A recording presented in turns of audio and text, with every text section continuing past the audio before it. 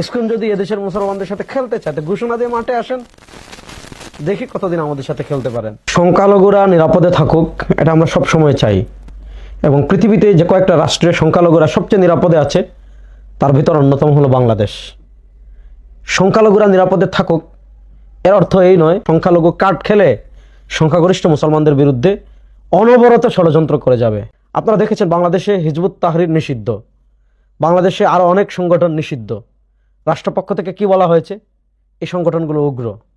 আমাদের প্রশ্ন হলো, হিজবুত তাহরির যদি উগ্রতার কারণে নিষিদ্ধ হয়, আরও কিছু সংগঠন আছে সেগুলো যদি উগ্রতার কারণে নিষিদ্ধ হয়, তাহলে বাংলাদেশের 24-এর পরেও যারা মানচিত্র এবং স্বাধীনতা বিরোধী ষড়যন্ত্র করেছে সেই ইসকনকে বাংলাদেশে কেন নিষিদ্ধ করা হচ্ছে না?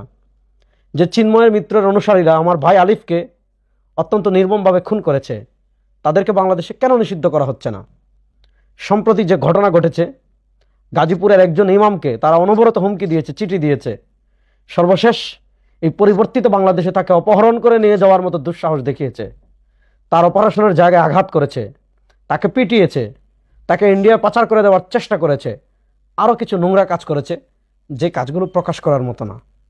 অন্তর্বর্তীকালীন সরকারের কাছে আমাদের স্পষ্ট মেসেজ, স্পষ্ট বার্তা, এই ঘটনার সাথে যারা জড়িত ইসকনের সন্ত্রাসী তাদেরকে অবশ্যই গ্রেফতার করতে হবে। 2 নম্বর, ইসকনকে বাংলাদেশে নিষিদ্ধ করতে হবে।